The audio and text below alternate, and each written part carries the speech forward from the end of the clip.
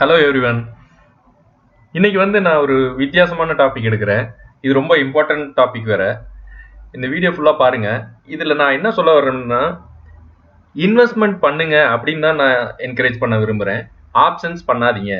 இந்த video investment பண்ணுறவங்க maybe புதுசாக வந்தவங்களுக்கு மேபி புரியாமல் கூட இருக்கலாம். பட் ஆப்ஷன்ஸ் பண்ணுறவங்களுக்கு கண்டிப்பாக புரியும். ஸோ அவங்களுக்காக இந்த வீடியோ நான் போடுறேன். ஏன்னா நானுமே ஆப்ஷன்ஸ் பண்ணி நிறைய லாஸ் ஆகி திரும்ப ரெக்கவர் பண்ணுறதுக்கு இன்வெஸ்ட்மெண்ட்டை தான் சூஸ் பண்ணி இப்போ ரெக்கவர் ஆகிட்டு ப்ராஃபிட் ஜோனில் இருக்கேன். ஸோ அந்த ஒரு எக்ஸ்பீரியன்ஸ்க்காக தான் நான் இந்த வீடியோ ஷேர் பண்ணுறேன். என்னோட ஸ்டைலில் இருக்கும், நிறைய நிறை குறைகள் இருக்கும். பாருங்கள், உங்களுக்கு பிடிச்சிருக்கும் கண்டிப்பாக. வாங்க ஒன் பை ஒன் பார்க்கலாம். நிறைய பேர் ஸ்டாக் மார்க்கெட்டில் வர்றது ஷார்ட் டைமில் ப்ராஃபிட் பண்ணணும் அப்படி தான் வருவாங்க.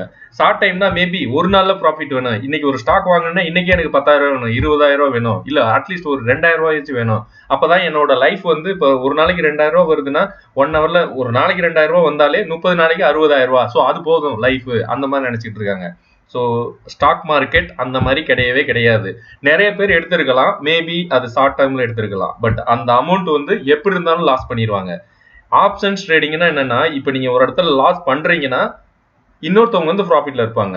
அவங்க லாஸ் உங்களுக்கு ப்ராஃபிட்டா வரும். இன்னும் சிம்பிளா சொல்லணும்னா, நீங்க ஒரு லாட்டரி வாங்குறீங்க. அந்த லாட்டரியில உங்களுக்கு பணம் என்ன சொல்ல, நீங்க உங்களுக்கு பிரைஸ் விழுந்தா மட்டும்தான் உங்களுக்கு பம்பர். அப்படி இல்ல அது வரைக்கும் நீங்க வாங்கிக்கிட்டே இருப்பீங்க. இன்னும் சொல்லணும்னா, ஒரு பிரைஸை அவங்க ஃபிக்ஸ் பண்ணிடுவாங்க. ஆப்ஷன் ட்ரேடிங்னா என்னன்னு சொல்றேன். ஒரு பிரைஸை அவங்க ஃபிக்ஸ் பண்ணிடுவாங்க. அந்த பிரைஸ் இந்த டைமுக்குள்ள நீங்க வாங்கி வித்துக்கலாம் அப்படின்னு சொல்லுவாங்க. எக்ஸாம்பிள் 100 ரூபாய் ஒரு ஆப்ஷன்ஸ் ஃபிக்ஸ் பண்றாங்க. அந்த 100 ரூபாய் 1 மந்த் டார்கெட். அந்த 1 மந்த்துக்குள்ள அந்த பிரைஸ் மேபி 10,000 வரைக்கும் கூட போகலாம், இல்ல 0 கூட ஆகலாம். ஓகே, அது 1 மந்த்துக்குள்ள நீங்க அதை வாங்கி வைக்கணும். இன்னைக்கு 100 ரூபாய்க்கு வாங்கிட்டீங்கன்னா அந்த பிரைஸ் 1 மந்த்துக்குள்ள எக்ஸ்பைரி ஆகிட்டே இருக்கும். ஸோ அதுல எரோஷன் நடக்கும். ஸோ இந்த டைம்ல நீங்க பார்த்து வாங்கி வாங்கி வாங்கி வாங்கி விற்கணும். சப்போஸ் உங்களுக்கு ப்ராஃபிட்ல வந்துட்டீங்கன்னா வெளியில வந்துட்டா எஸ்கேப், பிரச்சனை இல்லை. பட் சப்போஸ் நீங்க அதை வச்சுக்கிட்டு இருக்கீங்க, 100 ரூபாய் இருக்க அந்த ஆப்ஷன் 50 ரூபா ஆயிருச்சு. ஆனா 50 ரூபா வரும்போது நீங்க என்ன நினைப்பீங்க, மேபி மேல போகும் அப்படின்னு நினைச்சு திரும்ப வாங்குவீங்க. அப்ப 25 ரூபா போகுது, திரும்ப வாங்குவீங்க. அப்ப உங்களோட கேபிட்டல் நீங்க போடுற அமௌண்ட் எல்லாமே அதுல போயிட்டே இருக்கு. ஓகே, இது இன்வெஸ்ட்மெண்ட் பண்றவங்களுக்கு புரியவே புரியாது. மேபி அவங்க ஆப்ஷன் ட்ரேடிங் பண்ணாதவங்களுக்கு புரியவே புரியாது, அப்படி சொல்லலாம். பட் பண்றவங்களுக்கு இது ரொம்ப புரியும். அவங்களுக்காக தான் இந்த வீடியோ போடுறேன். தயவு செய்து பண்ணாதீங்க. ஏன்னா நான் 3 lakhs விட்டுருக்கேன், 3.5 lakhs விட்டுருக்கேன் ஆப்ஷன்ஸ்ல. பட் நீங்க எல்லாம் நிறைய கூட விட்டுருக்கலாம். நிறைய பேர் கோடிக்கணக்கெல்லாம் விட்டுருக்காங்க. நிறைய பேர் சூசைட் பண்ணிருக்காங்க ஆப்ஷன் ட்ரேடிங்ல. இதனாலதான் நம்ம வீட்டுல நம்ம அப்பா அம்மா, நம்ம பெரியவங்க, நம்ம ஃப்ரெண்ட்ஸ் எல்லாருமே பங்கு சந்தைனா வேண்டாம், ஷேர் மார்க்கெட்னா வேண்டாம், அது ஒரு கேம்லிங், சூதாட்டம் அப்படின்னு சொல்லி அறவே வேண்டாங்கிறாங்க. அது ஆப்ஷன்ஸ் ட்ரேடிங் மட்டும்தான். ஓகே, இன்வெஸ்ட்மெண்ட் கிடையாது. இன்வெஸ்ட்மெண்ட்ங்கிறது ஒரு வீடு கட்டுற மாதிரின்னு வச்சுக்கோங்க, இல்ல ஒரு மரம் வளர்க்குற மாதிரி. வாங்க அதை பத்தி பார்க்கலாம். இன்வெஸ்ட்மெண்ட் உங்களுக்கு எல்லாருமே தெரியும். ஜஸ்ட் ஒரு ஸ்டாக் நல்ல ஃபண்டமெண்டல் பாக்குறது. அதாவது நீங்க ஒரு வேலைக்கு போனா கூட அந்த வேலை எப்படி இருக்குன்னு நல்லா பாக்குறீங்க தானே. ஒரு ஒரு தொழில் தொடங்குறீங்க, அந்த தொழில் எப்படி வருமானம் வரும் எல்லாமே பேக்ரவுண்ட் செக் பண்றீங்கல்ல. அதே மாதிரி ஒரு வேலைக்கு போகும்போது அந்த கம்பெனி எப்படி இருக்கு, கம்பெனி growth எப்படி இருக்கு, நல்ல ஒரு ப்ராஜெக்ட்ஸ் எல்லாம் நிறைய வருமா, அந்த மாதிரி பார்த்து தானே நம்ம வேலைக்கு போறோம். இன்னொன்னு மந்த்லி சேலரி கொடுப்பாங்களா, இதெல்லாம் பார்த்து தான் நம்ம வேலைக்கு போறோம். அதே மாதிரி தாங்க இன்வெஸ்ட்மெண்ட்னா, ஒரு கம்பெனில நீங்க அமௌண்ட் போட போறீங்க, அந்த கம்பெனி பத்தி தெரிஞ்சுக்கணும்ல. சோ இதை தான் நம்ம பேக்ரவுண்ட் செக், பேக் செக், அதுக்கு பேர் தான் ஃபண்டமெண்டல் அனாலிசிஸ். இன்னொன்னு அவங்க ப்ராப்பரா சேலரி கொடுப்பாங்களா அப்படிங்கிறதுக்காக தான் டெக்னிக்கல் அனாலிசிஸ் அப்படின்னு ஒரு கம்பெனிக்கு பண்றோம். ஸோ ஒரு ஸ்டாக்குக்கு ரெண்டுமே இம்பார்ட்டன்ட் தான். ஓகே, இன்வெஸ்ட்மெண்ட் பண்றவங்களுக்கு கண்டிப்பா ஃபண்டமெண்டல் தெரிஞ்சே ஆகணும். ஓகே, ஃபண்டமெண்டல்னா ஒரு ஸ்டாக்கை பத்தி ஃபுல் அண்ட் ஃபுல் தெரியணும். அந்த கம்பெனி ஸ்டாக்னா என்ன, ஒரு கம்பெனி தான். அந்த கம்பெனியை A to Z உங்களுக்கு தெரியணும். தெரியாம நீங்க இன்வெஸ்ட்மெண்ட் பண்ணீங்கன்னா லக் இருந்தா உங்களுக்கு ப்ராஃபிட்ல வரும். நல்ல கம்பெனி சப்போஸ் சூஸ் பண்ணிட்டீங்க, உங்களுக்கு தெரியல, இருந்தாலுமே அது நீங்க தூங்கினா கூட அது ப்ராஃபிட்ல போயிடும். கண்டிப்பா ப்ராஃபிட்டுக்கு உங்களை கூட்டிட்டு போயிடும். நீங்க அதுக்காக டெய்லி எடுத்து அதை பார்க்கணும் அப்படிலாம் தேவையே இல்லை. நீங்க லாங் டேர்ம் இல்ல ஒரு ஷார்ட் டேர்ம்னா நான் என்ன சொல்றேன்னா, ஷார்ட் டேர்மே நான் 2 to 3 years தான் ஷார்ட் டேர்ம்னே நான் சொல்லுவேன். அட்லீஸ்ட் 6 months ஆச்சு இருக்கணும் ஷார்ட் டேர்முக்கு. லாங் டேர்ம்னா 3 years above, அதுதான் லாங் டேர்ம்னு சொல்லுவோம். 3 years நீங்க எத்தனை வருஷம் வேணாலும் வச்சிருங்க. ஸோ இதுதான் இன்வெஸ்ட்மெண்ட்டை பத்தி சொல்லணும்னா. ஆப்ஷன்ஸ் ட்ரேடிங்னா நீங்க ஒரு ஒரு ஒரு ஒரு அமௌண்ட்டை ஃபிக்ஸ் பண்றீங்க. அவங்க தான் ஃபிக்ஸ் பண்ணுவாங்க. ஓகே, ஆப்ஷன்ஸ் ட்ரேடிங்ல இது நிப்டில நிறைய பேர் சொல்லலாம், நான் இன்னைக்கு ஆப்ஷன்ஸ் பண்ணேன், நான் இன்னைக்கு ஷேர் மார்க்கெட் பண்ணேன், எனக்கு 50,000 ரூபாய் ப்ராஃபிட் வந்தது, நானே எடுத்திருக்கேன். 1 லட்சம் ரூபாய் ப்ராஃபிட் வந்திருக்கு, நானே எடுத்திருக்கேன். பட் அது அடுத்த நாள் காணாம போயிருக்கு. அது யாருமே சொல்ல மாட்டாங்க. ஓகே, ஃபெயிலியர் வந்து ஆப்ஷன்ஸ் ட்ரேடிங்ல யாரும் சொல்ல மாட்டாங்க. இன்வெஸ்ட்மெண்ட் பண்றவங்க கண்டிப்பா ஃபெயிலியர் சொல்லுவாங்க.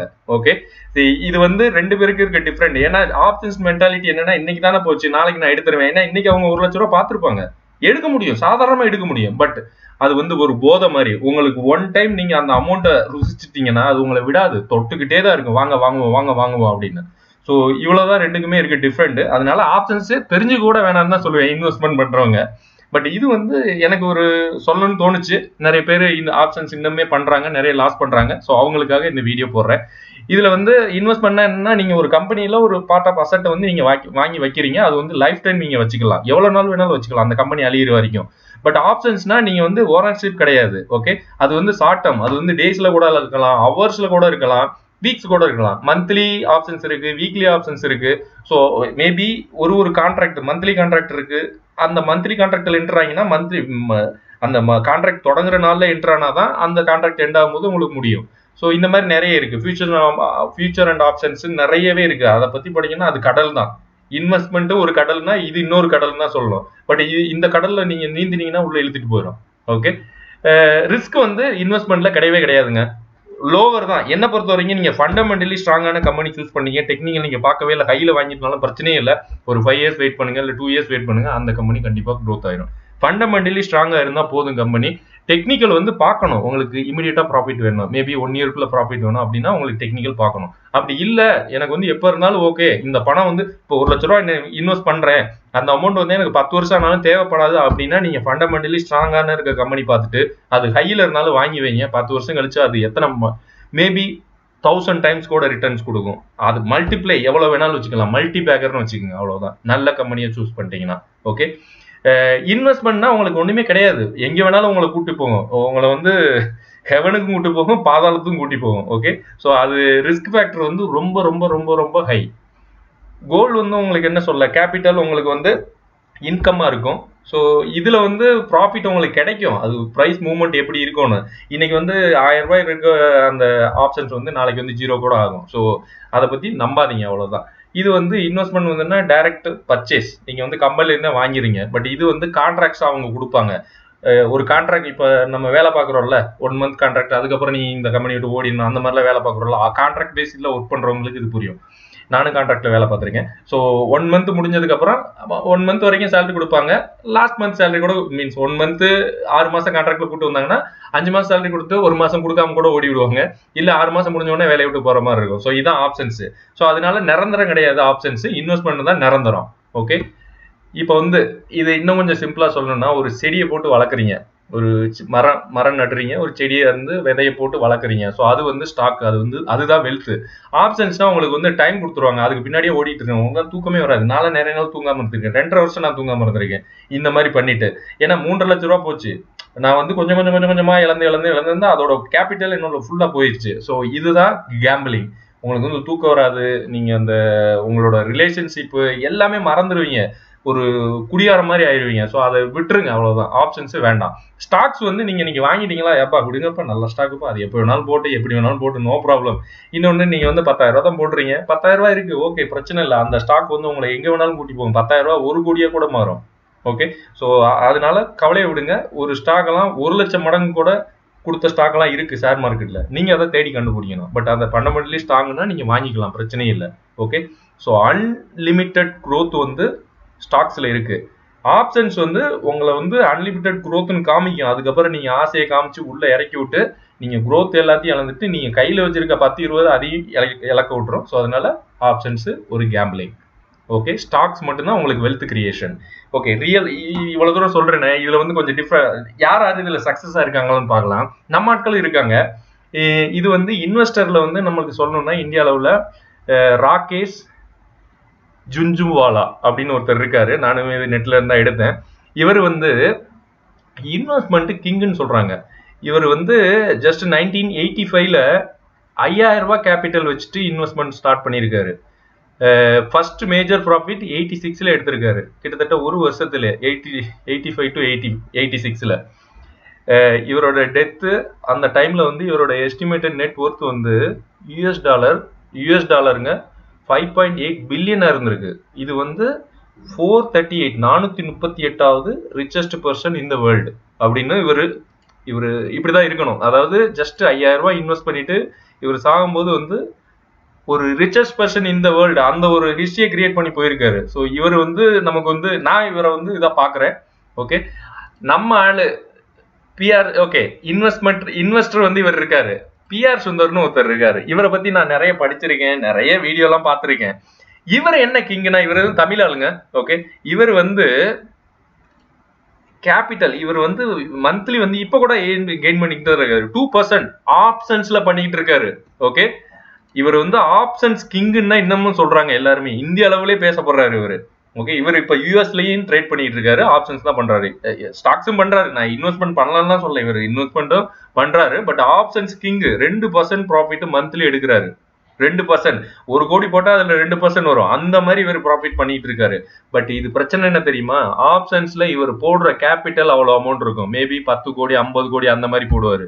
இவரோட போர்ட்போலியோ பாத்தீங்கன்னா உங்களுக்கு தெரியும், ஒரு சில வீடியோல இவர் காமிப்பாரு. ஸோ இவர் வந்து மேபி 1000 பேர்ல ஒருத்தராக தான் நான் பாக்குறேன். நான் வந்து அந்த கேட்டகரி கிடையாது. நான் வந்து இன்வெஸ்டர் தான். இன்வெஸ்டர் வந்து இவங்க ரேஞ்சுக்கெல்லாம் கிடையாது. நான் வந்து அப்படிதான், எல்லாருமே அப்படிதான். ஓகே, ஸோ அதை வந்து நம்ம புரிஞ்சுக்கணும். ஏன்னா ஆப்ஷன்ஸ்ல எல்லாருமே சொல்லுவாங்க நம்ம ஆள் பிஆர் சுந்தர் இருக்காரு, எதுக்காக நம்ம இன்னும் போய் இன்வெஸ்ட்மெண்ட் பண்ணி அது உட்காந்துக்கிட்டு இருக்கணும் அப்படின்னு. இதான் செபி வந்து ஒரு இது கொடுத்தாங்க. 90% கூட இல்லை, 95%க்கு மேல ஆப்ஷன்ஸ்ல ட்ரேடிங் பண்றவங்க வந்து லாஸ் ஆகுறாங்க அப்படின்னு. ஸோ இது வந்து 200% உண்மை. ஓகே, ஆப்ஷன்ஸ் வந்து பண்ணாதீங்க. பட் இவர் பண்றாரு, அது வந்து எல்லா இடத்துலயும் ஓகே நானும் பண்ணுவேன். ஒரு இவருக்குன்னு ஒரு பவர் இருக்குல்ல, அந்த மாதிரி மேபி ஸ்பெஷல் பவர் நிறைய இருக்கு சொல்லிக்கலாம். பட் இவருக்கு லாஸ் ஆன பிரச்சனை இல்லை. இவரே சொல்லுவாரு, எனக்கு லாஸ் ஆனா என்ன பிரச்சனை, எனக்கு இன்வெஸ்ட்மெண்ட் காப்பாற்றி விட்டுறோம் அப்படின்பாரு. உங்களுக்கு அந்த மாதிரி இருக்கா? கிடையாது. நம்ம சேவிங்ஸ் அமௌண்ட் தான் போடுறோம். ஒரு 1 லட்ச ரூபாய் சேவ் பண்ணி ஓகே இதை வந்து ஆப்ஷன்ஸ்ல போட்டு அதை இழக்கிறது எப்படி? இவரெல்லாம் வந்து இப்போ வந்து மில்லியனர் இருக்காரு. இவருக்கெல்லாம் ஒரு பிரச்சனை இல்லை, 1 கோடி போனாலும் பிரச்சனையே இல்லை. ஸோ அந்த மாதிரி இவருமே இப்போ 60 ஏஜ் நிறைய ஆயிடுச்சு. இப்போதான் லாஸ்ட் ஒரு 5-10 வருஷமா தான் இவர் பேச போறாரு பெருசா. ஓகே, ஸோ அந்த அளவுக்கு இவரோட ஆப்ஷன்ஸ்க்கு மீன்ஸ் அந்த ரியாலிட்டி இருந்திருக்கு மார்க்கெட்ல. இவ்வளவு தூரம் மார்க்கெட்டை அனலைஸ் பண்ணி அதுக்கப்புறம் தான் மேலே வந்திருக்காரு. ஸோ இவரெல்லாம் அடிமட்டத்துல இருந்து மேலே வந்தவர். பேசலாம், நான் அதுக்காக தான் இவர் போட்டோலாம் போட்டேன். ஓகே, நம்ம வந்து மாஸ்டர், நம்ம இன்வெஸ்ட்மெண்ட் தான் நான் வந்து மெயினா பண்றேன், நீங்களும் அதை பண்ணுங்க. ஓகே, ஸோ அதுல வந்து நான் என்ன சொல்ல விரும்புறேன்னா, வாரன் பஃபெட் எல்லாருக்குமே தெரியும். இவர் வந்து வெளிநாட்டுக்காரரு. பட் இவர் வந்து சக்சஸ் ஸ்டோரி, இவர் தான் மெயினா லெஜெண்ட் சொல்லலாம். ஓகே, நம்ம இந்தியாவில் இருக்கவர் வந்து ராதாகிஷன் தமானி அப்படின்னு ஒருத்தர் இருக்காரு. அவர் வந்து இந்தியன் பில்லியனர் பிசினஸ் மேன் இன்வெஸ்டர்னு சொல்றாங்க. இவர் வந்து சேர்மன் ஆஃப் டிமார்ட் எல்லாருக்குமே தெரியும். ஓகே, இந்த கம்பெனியை வந்து இப்போ வச்சுக்கிட்டு இருக்காரு. இவர் தான் ரீட்டைல் கிங் ஆஃப் இந்தியான்னு சொல்றாங்க.